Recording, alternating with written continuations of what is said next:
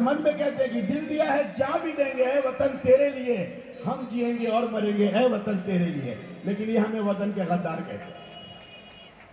समझ रहे हैं मेरा इशारा? मुझे इस बात की खुशी है, हमें कौन सा हिंदुस्तान चाहिए? ऐसा हिंदुस्तान चाहिए जहां कमलेश शाह और सौरभ मंडल एक मंच में दोनों को गला लगाए, ऐसा हिंदुस्तान। जहां हमारी एक हिंदू बहन अरमान मंडल को टीका लगा रही थी और अरमान मंडल नमस्कार कर रहा था, ऐसा हिंदुस्तान चाहिए। और यह सुनहरा हिंदुस्तान ममता बनर्जी के क़यादत में हो सकता है, दूसरा किसी के क़यादत में नहीं हो सकता। आज मजहब के नाम पर, जात के नाम पर, जुबान के नाम पर, मस्जिद के नाम पर, मथुरा के नाम पर, काशी के नाम पर 300 की जा रही है। क्यों? इनका मकसद है हिंदू मुसलमान के बीच नफरत पैदा करो, राम राम जपना, पराया माल अपना, राम के नाम पर राष्ट्रीय भाषण। और हम कहना चाहते हैं, जिन्हें मालूम नहीं उन्हें बताओ, आप हमारे नबी के खिलाफ गुस्ताखी करते हो और मेरे नबी कहते हैं किसी भी मजहब के गुरु के बारे में बुरा कहने वाला मुसलमान हो ही नहीं सकता। हम महावीर, अगर हम मोहम्मद सल्लल्लाहु अलैहि वसल्लम की गुस्ताखी पर आवाज उठाते हैं तो ये जान लो, मर्यादा पुरुषोत्तम राम जी के बारे में भी कोई कहेगा तो सौरभ मंडल कसीमुद्दीन का सीना छलनी छलनी करना पड़ेगा। ये बात जान लो। हम गुस्ताखे रसूल का कोई खिलाफ करते हैं तो उसको खाता है कुलिया योहल काफिरून ला आबुदु माता बुदुना वला अंतुम आबिदुना माबूद लकुम दीनकुम वलिय दीन। किसी के दीन को बुरा मत कहो, ये मेरा कुरान कहता है। किसी के देवी देवता को बुरा मत कहना।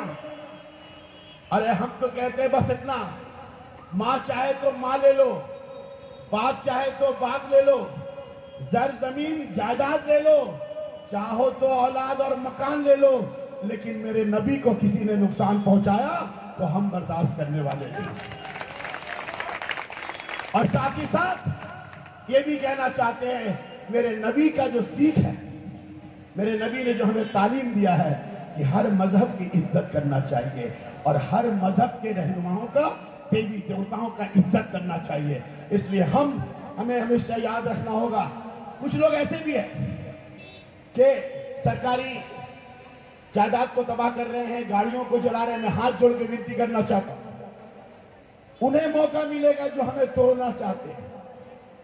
अमन व अमान, सलामती इस्लाम की ताकत है। अमन और सलामती इस्लाम की ताकत है। मौका मिला है आपको पैगाम देने का।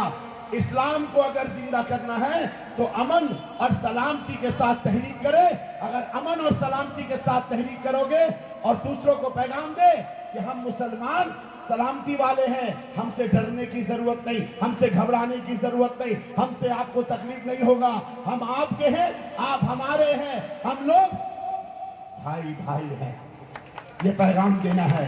अगर हम अमन और सलामती से तहरीक किए तो न गौरे सिकंदर न है कब्रदारा, मिटे नामियों के निशा कैसे कैसे, ये जमीन खा गई आसमां कैसे।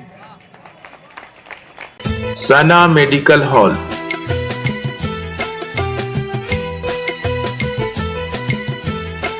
%10 discount on every medicine. Oxygen cylinder also available.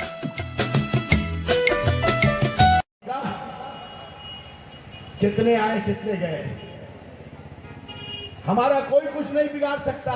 Namrud और फिरौन ने नहीं बिगाड़ा तो ये मोदी और योगी क्या बिगाड़ेगा?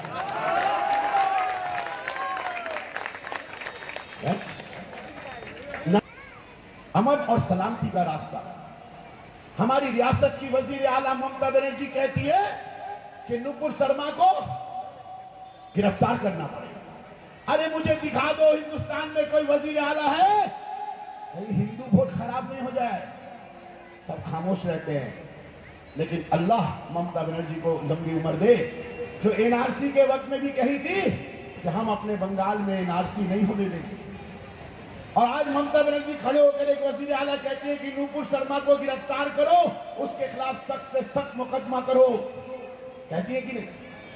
ट्विटर में देखिएगा। मैं आपसे कहना चाहता हूं, जब तक ममता बनर्जी है, जब तक अभिषेक बनर्जी हैं, जब तक राज चक्रवर्ती है, जब तक कमलेश साहू है, खुदा की कसम ये देश कोई तोड़ नहीं सकता और हमें कोई जुदा नहीं कर सकता। हमारा देश तो दिल पे चोट तो खाए मगर गिला ना करे। नरेंद्र मोदी को जितना चोट देना दे दे। ये देश कल भी हमारा था, आज भी हमारा है और परसों तक तो भी हमारा रहेगा। से जंग हुआ तो कसम खुदा की लाशों के ढेर में मुसलमान खोजना। आज भी इंडिया गेट में जो लोग देश के लिए शहादत का जाम पिए थे, 91,000 में 63,000 मुसलमान है। इंडिया गेट के तहरीरों में देख लेना, 63,000 मुसलमान शहीद हुए थे 91,000 में। और पाकिस्तान से अगर जंग हुआ या किसी से भी जंग हुआ, लाशों का ढेर में देख लेना, मुसलमान ही मुसलमान नजर आएंगे। क्यों? कि मुसलमान सब कुछ बर्दाश्त कर सकता है, अपने देश से गद्दारी